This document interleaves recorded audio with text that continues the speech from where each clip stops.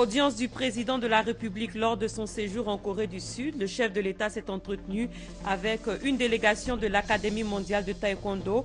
La Corée du Sud compte financer la construction d'un grand centre sportif et culturel en Côte d'Ivoire à hauteur de plus de 5 milliards de francs CFA. La Côte d'Ivoire a battu cet après-midi la République démocratique du Congo par 2-1 en éliminatoire de la CAN 2015. Les éléphants reviennent à un point du Cameroun, accrochés par la Sierra Leone, 0 but partout dans le groupe D. Dans ce journal, nous irons aux États-Unis où se tiennent les assemblées annuelles du FMI et la Banque mondiale. En marge de la rencontre, le Premier ministre Daniel Kablan-Duncan a échangé hier avec la vice-présidente de la MIGA, l'agence de la Banque mondiale chargée de la garantie des investissements. Bonsoir et merci de nous rejoindre pour ce 23h. Lors de son séjour en Corée du Sud, le président de la République, Alassane Ouattara, a accordé une audience. Il a reçu une délégation de l'Académie mondiale de taekwondo, accompagnée du ministre Bamba-Chek Daniel, président de la Fédération ivoirienne de taekwondo.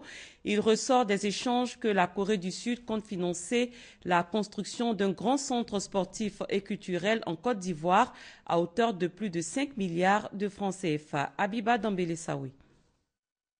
Une délégation de l'Académie mondiale de taekwondo a été reçue par le président de la République.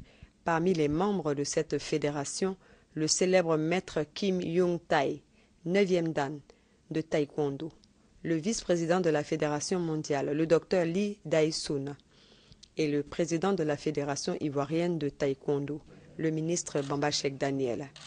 Les grands maîtres de taekwondo ont informé le président Alassane Ouattara que la Corée allait financer la construction d'un grand centre de taekwondo en Côte d'Ivoire. Moi, je suis très heureux pour rencontrer le président de l'État. Il aime beaucoup de taekwondo. Je suis très content. Et puis, comme ministre Bamba-Chek, il travaille très bien, très puissant. Nous sommes très contents. Le président de la République accepte de nous mettre dans la délégation officielle pour venir en Corée l'accompagner, qu'il accorde une audience spéciale au président de l'Académie mondiale taekwondo, au secrétaire général de la Fédération mondiale taekwondo, au grand maître Kim. C'est pour dire que nous avons acquis nos lettres de noblesse. Et il est venu aussi avec le dossier de la construction du palais taekwondo d'un grand centre sportif et culturel coréen de 5 milliards à 200 millions que la population coréenne entend offrir à la Côte d'Ivoire. Donc nous devenons là le hub du taekwondo africain et mondial. Mais tout cela n'est que échange de bons procédés, puisque le président a financé en 2 ans l'organisation de 2 grandes rencontres de taekwondo en Côte d'Ivoire. La Coupe du monde francophone avec 26 pays en 2012 et la Coupe du monde de taekwondo pour la première fois en 40 ans en Afrique. La Corée, 12e puissance économique mondiale, est aussi le pays du taekwondo, un art martial pratiqué dans 208 pays dans le monde. Le centre qui va être construit en Côte d'Ivoire sera certainement à l'image de Kikuwon, le temple du taekwondo à Séoul. En sport, victoire des éléphants cet après-midi. La Côte d'Ivoire a battu la République démocratique du Congo par 2-1 en éliminatoire de la CAN 2015. Le match a eu lieu au stade Tata Raphaël de Kinshasa. Les éléphants reviennent à un point du Cameroun, accrochés par la Sierra Leone, 0 but partout dans ce groupe D. Fatima Sibé. Les éléphants de Côte d'Ivoire avaient une échéance importante ce samedi 11 octobre. Après leur lourde défaite face au Cameroun, nos pachydermes se devaient de relever la tête pour cette 3e journée des éliminatoires de la CAN Maroc 2015. Et d'entrée de jeu, ce sont les Ivoiriens qui se montrent plus entreprenants en se créant plusieurs actions. La sélection congolaise est déstabilisée par les multiples assauts à répétition. Kassoussoula bouscule Yaya Touré dans la surface de réparation. Penalty signale l'arbitre. Le soin de l'exécution de ce penalty est laissé à Bonnier Wilfried qui bute sur le portier congolais. Mais à la 24e minute, il se fait pardonner en ouvrant le score. À 1-0, les Congolais croient encore en leur chance et font même basculer le pourcentage de possession de balles. Mieux, ils égalisent grâce à Mongongu sur penalty. Mais l'équipe ivoirienne reste pleine de ressources et la démonstration de Yaya Touré à la 83e minute lors de l'exécution d'un magnifique coup franc d'un tir enveloppé du droit est repoussée par Kidiaba. Mais Max Gradel, présent dans les 6 mètres qui avait bien suivi l'action, catapulte le ballon dans les filets congolais et redonne définitivement l'avantage à la Côte d'Ivoire. Malgré les jets de projectiles par les supporters congolais, la sélection nationale ivoirienne maintient son avance et se rassure grâce à ses 3 points pris à l'extérieur. La défaite contre le Cameroun n'était donc qu'un mauvais pas. Sur une pelouse synthétique archaïque, les éléphants ont réussi à battre les léopards chez eux avant le match retour prévu le mercredi 15 octobre à 17h au stade Félix Houphouët-Boigny. Le Premier ministre ivoirien, Daniel Kablan-Duncan, reçoit le prix du meilleur ministre des Finances d'Afrique subsaharienne. La réception de ce prix se fait lors des assemblées annuelles de la Banque mondiale et du FMI qui se tiennent en ce moment aux États-Unis. Et toujours aux États-Unis, le chef du gouvernement ivoirien a sollicité l'appui de l'agence de la Banque mondiale chargée de la garantie des investissements, la MIGA, pour la construction des 4e et 5e ponts ainsi que le chemin de fer devant servir à l'acheminement des minerais de l'Ouest au port de San Pedro. Daniel Kablan-Duncan a abordé la question hier avec la vice-présidente de la MIGA, Sylvie Touré. Les assemblées annuelles de la BAD et du FMI, un cadre de réflexion et d'échange, une aubaine pour nouer de nouveaux partenariats ou encore consolider ceux existants. La visite du Premier ministre dans les locaux de la MIGA, l'agence multilatérale de garantie des investissements, s'inscrit dans ce cadre. Daniel Kablan-Duncan et sa délégation sont allés présenter à la vice-présidente Keiko Honda de nombreux projets en vue d'obtenir l'accompagnement de l'agence. Nous avons plusieurs projets que nous avons présentés dans différents domaines. D'abord sur le secteur de l'électricité, et à continuer le beau travail que MIGA a fait donc, en Côte d'Ivoire, mais aussi sur d'autres secteurs, comme le secteur donc, de la transformation des matières premières, donc le cacao, disons que la noix de cajou, etc. Ils sont donc intéressés par cela, mais aussi donc des éléments comme le 4e et le 5e pont, comme disons que les projets donc de l'autoroute qui va aller donc d'Abidjan donc à Bouaké et vers le nord, comme le chemin de fer qui doit aller donc de Mans vers San Pedro pour évacuer les minerais de fer. Les performances économiques de la Côte d'Ivoire font d'elle un bon élève de la Banque mondiale. Ce dossier sera donc étudié avec beaucoup d'intérêt, a promis la vice-présidente de la MIGA. En tant que membre du groupe de la Banque mondiale, c'est un honneur de travailler avec la Côte d'Ivoire. Nous soutenons le secteur de l'électricité aussi bien que la construction de ponts. Nous voudrions faire encore un peu plus dans d'autres domaines et le Premier ministre Daniel Duncan nous a fourni d'importantes informations. Nous continuerons donc de travailler avec la Côte d'Ivoire. L'agence multilatérale de garantie des investissements soutient déjà la Côte d'Ivoire sur la construction du pont Henri Konan Bédié et l'expansion de la centrale thermique Azito. Elle entend accompagner davantage le pays dans la réalisation de projets d'envergure. Guillaume Soro a invité au renforcement de l'unité et de la solidarité africaine. C'était aux Comores où le président de l'Assemblée nationale s'est exprimé lors de la cérémonie officielle d'ouverture de la 2e session ordinaire 2014 au Parlement de ce pays.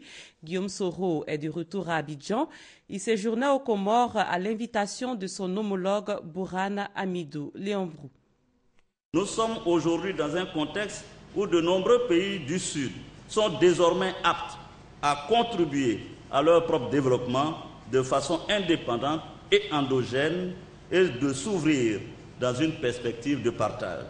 La convergence de visions et d'ambitions de nos pays respectifs me paraît significative et opportune pour prendre et renforcer notre coopération Sud-Sud jadis amorcée. Elle permettra ainsi une mutualisation des moyens, un partage des risques et une synergie entre les énergies. Réaffirmons notre attachement aux initiatives novatrices en matière de coopération Sud-Sud qui rendent possible le partage de la prospérité, le développement durable et la dignité pour tous. C'est cela ma conception du panafricanisme. Ce panafricanisme vrai qui devrait nous éloigner d'un panafricanisme étroit et dogmatique dans lequel nous serions amenés à nous marginaliser encore davantage. Ces propos du président de l'Assemblée nationale ont été recueillis par Léon Brou. Le programme Emploi Jeunes et Développement des compétences traduit la volonté du gouvernement de créer des emplois. Il est supervisé par le ministre d'État, ministre de l'Emploi, des Affaires sociales et de la formation professionnelle. La phase pratique du projet est en marche, nous dit Serge Coléa. La promesse d'1 million d'emplois d'ici à 5 ans, faite par le chef de l'État, se précise. Le 1er janvier 2014, lors de son adresse à la nation, le président de la République est largement revenu sur le sujet. L'emploi, particulièrement l'emploi des jeunes, demeure une priorité. L'objectif de création de 1 million d'emplois sur 5 ans est toujours à notre portée. Pour atteindre cet objectif, plusieurs structures ont été créées, au rang desquelles le PGDEC, le projet Emploi Jeunes et Développement des compétences. Un projet né en septembre 2011 de la volonté du chef de l'État. Le PGDEC il est financé donc par la Banque mondiale à hauteur de 25 milliards de francs CFA.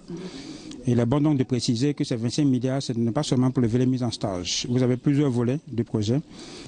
Vous avez le volet formation professionnelle pour donner la possibilité à ceux qui ont des formations qui ne sont pas recherchées par le secteur productif d'avoir une requalification pour avoir accès donc aux entreprises. Vous avez aussi le volet entrepreneuriat pour ceux qui veulent créer leur propre entreprise. Pour joindre l'acte à la parole, plus de 20 000 jeunes âgés de 18 à 35 ans ont déjà bénéficié de stages en entreprise grâce au PGDEC, le projet Emploi et Développement des compétences, avec notamment des stages rémunérés. Ces jeunes sont comptables, électromécaniciens, plombiers ou énergéticiens. Parmi eux, 215 bénéficiaires du PGDEC sont recrutés par l'UTEXI après 8 à 9 mois de stage. À l'UTEXI, ici, je suis soudeur à l'atelier comme soudure. Il y avait des offres qui correspondaient à mon profil, donc j'ai postulé et c'est ainsi que j'ai été retenu à UTEXI de Dimopro. Et présentement, je suis dans la section finition tissage. J'ai fait le lycée professionnel de d'Aoukro et après ma formation du froid et la climatisation, j'étais avec des particuliers et Dieu merci, j'ai bénéficié du projet PGDEC et je me suis retrouvé ici. La GEP, la structure technique chargée de la sélection des postulants. Faire en sorte que tous les jeunes de Côte d'Ivoire qui sont en quête d'emploi puissent bénéficier des mêmes services. Le PGDEC prend aussi en compte les travaux à haute intensité de main-d'œuvre appelés TIMO. Les TIMO sont destinés aux personnes sans qualification. La question de l'emploi des jeunes demeure une priorité pour le gouvernement ivoirien qui entend multiplier les initiatives. Dans la loi de finances de 2015 qui est en discussion actuellement au sein du gouvernement, des avantages ont été prévus par mon département ministériel au profit des entreprises qui feront de la question du stage et de l'emploi des jeunes une des priorités. N'oubliez pas que le Premier ministre l'a déclaré, 2014-2015, c'est vraiment l'année de la lutte contre le chômage de la jeunesse, donc l'année de l'emploi. La Côte d'Ivoire, à l'instar de la communauté internationale, a célébré aujourd'hui, 11 octobre, la Journée mondiale de la fille. La rédaction de RTI 1 a mis à profit cette célébration pour faire l'état des lieux de la situation des filles dans la société ivoirienne. Le constat révèle notamment que les filles font face à d'énormes difficultés, surtout à l'injustice et à des violences de tout genre. Christelle Nda et Grace Kando. Elles ont, pour la plupart, entre 16 et 19 ans, ces filles qui ont des rapports sexuels avec des personnes âgées. Besoin de paraître, de faire comme les autres ou ignorance. 19 ans, il a pris grossesse. Quand il a découvert qu'il était marié, il a pris mon enfant. Je suis partie chez lui. Je suis partie le trouver avec une femme. Il m'a giflé. Il a commencé à me frapper. Il l'aimait. Puis il a dit qu'il allait me marier. Les relations intergénérationnelles sont définies comme étant des relations sexuelles hors mariage entre un homme et une femme ayant une différence d'âge d'au moins 10 ans. Selon le psychologue, plusieurs raisons expliquent le phénomène communément appelé papa gâteau. La femme a tendance à s'associer aux personnes qui sont déjà prêtes à assumer ce rôle-là. Ces hommes, en allant avec ces jeunes filles, cherchent aussi la puissance. L'homme a tendance à penser qu'il devient faible, quelquefois sexuellement. Cette journée internationale de la fille est aussi mise à profit par les ONG et organisations de la société civile pour sensibiliser et informer sur les dangers liés à ce phénomène. Elle risque de rester maîtresse ou elle risque de contracter des grossesses avec ces personnes et il est difficile de revenir s'accrocher aux personnes de leur génération puisque elles ne se retrouvent plus avec ces personnes. D'autres conséquences, ce sont les maladies. Ces filles peuvent contracter des maladies. Il s'agit entre autres du VIH-Sida, des grossesses non désirées et bien d'autres.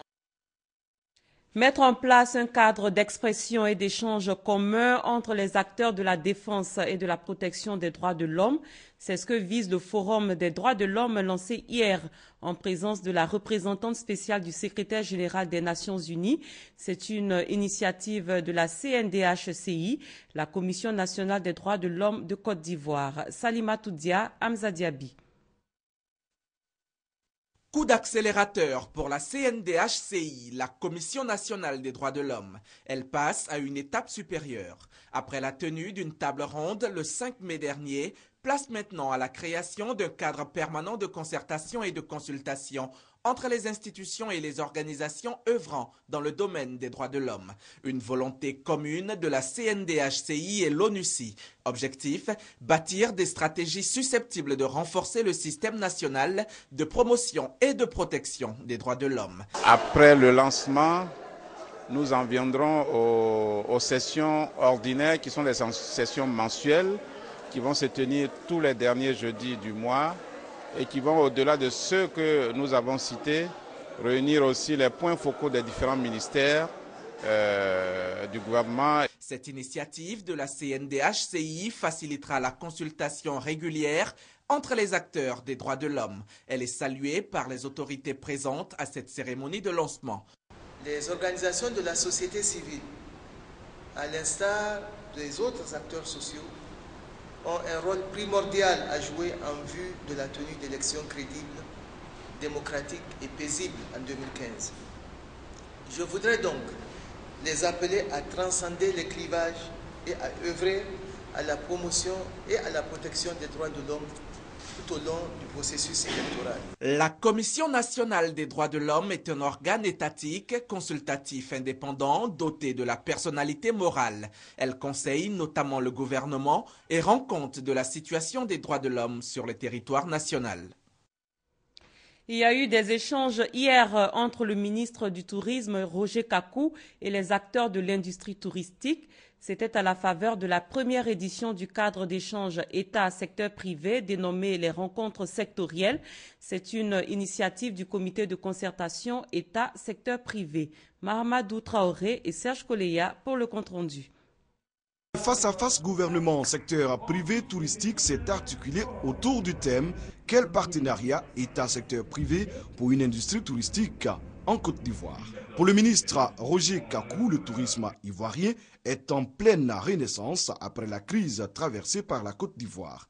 À preuve, note-t-il, entre 2012 et 2013, 76,5 milliards de francs CFA d'investissement en infrastructures hôtelières ont été réalisés. À cette même période, le nombre de touristes est passé de plus de 289 000 à environ 300 000.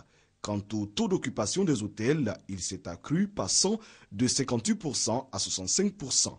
Fort de cette embellie soutenue par une politique de dynamisation du secteur, le gouvernement veut désormais atteindre 500 000 touristes en 2015 et 1 500 000 touristes en 2020. À terme, il s'agit de relever la contribution du tourisme dans le produit intérieur brut actuellement en dessous des 5%. Le secteur privé, acteur majeur dans l'atteinte de cet objectif, souhaite la levée de certains obstacles à l'attractivité de la destination Côte d'Ivoire. Au nombre de ces obstacles, la réduction des taxes aéroportuaires.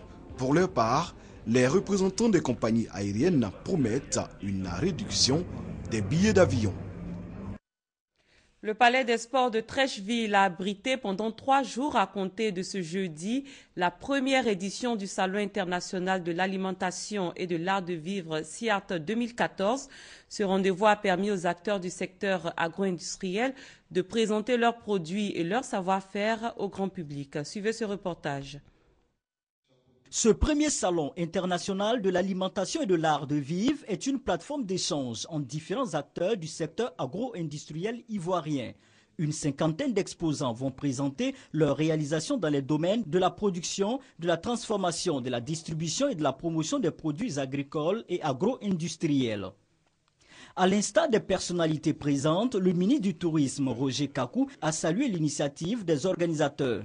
Selon lui, ce salon va contribuer à la promotion de la destination Côte d'Ivoire. Tourisme, industrie alimentaire et l'art de vivre sont extrêmement liés dans la mesure où la qualité et la gamme variée de produits agroalimentaires apportent une plus-value considérable à l'offre touristique d'un pays. La Côte d'Ivoire est riche de son sol et de son climat, très favorable à une production agricole efficiente. Pour le commissaire général du Salon international de l'alimentation et de l'art de vivre, il s'agit donc d'une opportunité offerte à la jeunesse ivoirienne et aux acteurs du secteur agro-industriel de répondre présent au rendez-vous de l'émergence 2020. Le Salon international de l'alimentation est la plateforme qui va s'instaurer désormais en Côte d'Ivoire pour promouvoir le secteur agroalimentaire, le secteur de l'agro-business et puis mettre en valeur tous les acteurs de ce secteur. Ce salon est un salon qui vient à point nommé. Et nous qui sommes en charge de la décentralisation en ce qui concerne les conseils régionaux, je pense que ce secteur est pourvoyeur d'emplois. Projection de films sur le patrimoine culturel ivoirien et visite des stands ont animé cette cérémonie d'ouverture qui a enregistré la participation d'opérateurs économiques venus d'autres pays d'Afrique. La première édition du Forum ivoirien des structures d'appui s'est ouverte récemment au plateau. Ce forum initié par la Chambre de commerce et d'industrie entend permettre aux petites et moyennes entreprises de faire connaissance avec les structures techniques publiques et privées qui ont pour vocation de les assister à des fins de compétitivité. Mahamadou Traoré, Francis Boifo. Le premier forum ivoirien sur les structures d'appui FISA offre des opportunités d'affaires aux promoteurs des petites et moyennes entreprises PME. Au niveau de la Chambre de commerce, nous avions un département de l'appui aux entreprises de la promotion du secteur privé. Nous offrons plusieurs services. Au niveau de l'animation, nous faisons des promotions économiques. Quand les investisseurs viennent en Côte d'Ivoire, c'est nous qui mobilisons les opérateurs économiques pour pouvoir les rencontrer, pour tisser des partenariats. Nous vous accompagnons dans tout ce qui est bon de commande, dans tout ce qui est avance sur facture. Si vous avez des travaux avec des entreprises, la MCFPME vous accompagne par des financements. Il faut dire qu'aujourd'hui, notre objectif, quand bien même c'est de financer la PME, au-delà de ça, c'est de la professionnaliser. Jusque-là méconnues, les structures d'appui sont des entités publiques et privées qui accompagnent les PME et PMI sur la voie de la compétitivité. Nous saluons l'initiative de la Chambre de commerce et d'industrie de Côte d'Ivoire de permettre aux structures d'appui et aux PME de s'asseoir autour d'une table pour échanger et définir un cadre de coopération bénéfique pour tous. En initiant le FISA, la Chambre de commerce et d'industrie entend faire la promotion des structures d'appui auprès des PME et PMI. Cette démarche cadre avec la stratégie gouvernementale de développement du secteur privé. C'est que le gouvernement veut relever la contribution des PME au produit intérieur brut PIB, estimé à 20%. Intéressons-nous à un atelier pour une consultation nationale en vue de mettre en place une infrastructure de paix dans le pays. Il est l'œuvre du Programme national de cohésion sociale en collaboration avec le Réseau africain pour l'édification de la paix en Côte d'Ivoire. La rencontre a duré 2 jours. Elle avait pour objectif de prévenir et régler d'éventuels conflits dans le pays. Herman Yami. Une structure forte, consensuelle, capable de prévenir et de régler les conflits qui pourraient naître en Côte d'Ivoire, c'est ce à quoi aspire le PNCS, le Programme national de cohésion sociale et le WANEP Côte d'Ivoire. En initiant cette consultation nationale, ils entendent contribuer au renforcement des initiatives nationales de consolidation de la paix par la mise en place d'une infrastructure de paix en Côte d'Ivoire. Les Ivoiriens ont soif de paix. Les Ivoiriens ne veulent plus vivre ce qu'ils ont vécu en 2010 et en 2011. Et donc pour anticiper, nous sommes en train d'organiser cette consultation pour trouver pour la Côte d'Ivoire une structure qui permette aux Ivoiriens de vivre en paix. C'est une structure qui va être proactive. Ce n'est pas juste pour gérer les crises, mais c'est pour aussi prévenir les crises. Donc il y aura des programmes d'éducation à la paix, des programmes d'alerte précoce. Cet atelier de consultation nationale a mobilisé une quarantaine de personnes issues de plusieurs structures.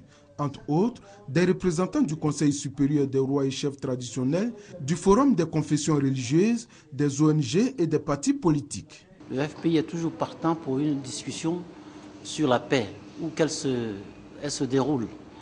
Et notre contribution a consisté simplement à exprimer nos vœux en faveur de la paix, en faveur du règlement des conflits en Côte d'Ivoire. La Côte d'Ivoire vient de loin. Et nous, notre objectif, c'est que ce pays puisse de façon définitive être en paix.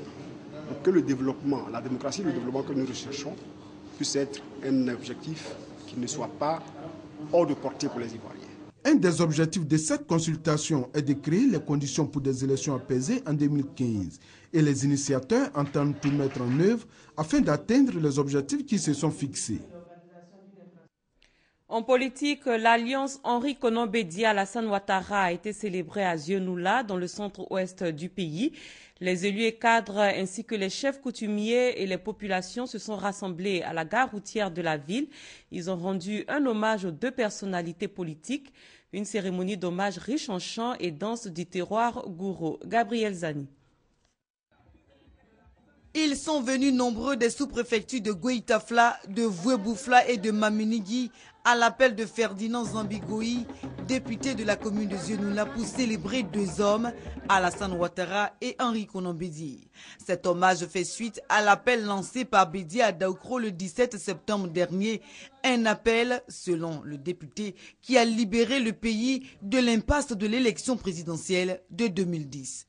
En 2015, le président Alassane Ouattara sera le candidat unique du RIDP, c'est-à-dire du RDR, c'est-à-dire du PDCI, c'est-à-dire de l'UDPCI, c'est-à-dire du MFA. Honnêtement, qui peut se présenter contre un tel candidat? Selon moi, personne, sauf celui qui est sûr de sa défaite. À Zieunula en 2015, le candidat de Bédié sera le candidat de tous. Nous avons besoin de la paix pour que nos enfants puissent aller à l'école, pour que nos maris puissent avoir du travail, pour que nous-mêmes, nous les femmes, nous puissions avoir des fonds pour vraiment faire nos commerces. Tout le monde doit se mobiliser autour de cette candidature parce que c'est la paix que Bédié a donnée. Les chefs traditionnels et religieux ont aussi salué l'appel du président du Parti démocratique de Côte d'Ivoire. Nous lui disons merci pour l'idée qu'il a eue. Nous acceptons parce qu'il faut créer l'union pour pouvoir avancer. Quelqu'un qui travaille, il faut travailler avec lui. Quelqu'un qui veut faire quelque chose chez toi, il faut travailler, il faut l'aimer. Pour le député Ferdinand Zambigoui, une sensibilisation accrue est nécessaire pour amener les populations à adhérer à l'idée de la candidature unique d'Alassane Ouattara pour la présidentielle de 2015. Mais avant la victoire d'Alassane Ouattara à cette élection, Zieunula est déjà en fête. Le 3e congrès ordinaire du RFR, le Rassemblement des femmes républicaines, se tiendra les 25 et 26 octobre prochains. Pour faire le point des préparatifs de l'événement, la présidente du comité d'organisation du congrès a animé récemment un point presse. En vue de donner des informations sur l'organisation du congrès du Rassemblement des femmes républicaines prévu les 25 et 26 octobre 2014, l'instance du RDR a tenu un point presse animé par la présidente du comité d'organisation, Maferima Diarasouba. La rencontre a permis de dévoiler la liste des candidates au poste de présidente nationale du Rassemblement des femmes républicaines. Il s'agit de Mme Bamba Sorona, de Mme Diomandé Mariam, de Mme Kone Mama, de Madame Koulibaly Mariam, de Dr Ouattara Joséphine Yéné, Madame Trazéré Célestine et Madame Touré Nameta qui a également fait acte de candidature. Concernant la liste des congressistes, nous les invitons donc à faire le nécessaire avant le 9 octobre 2014, date limite de validation de la liste des congressistes. 2500 délégués sont attendus à ce congrès. La campagne pour la présidence du RFR prendra fin le 24 octobre à minuit. L'élection de la présidente du Rassemblement des femmes républicaines se déroulera le 25 octobre et les résultats seront connus le 26 octobre. Notons que ce congrès est placé sous le signe de la maturité politique des femmes républicaines. Le thème retenu est « Élection 2015, femmes unies et mobilisées pour ados ».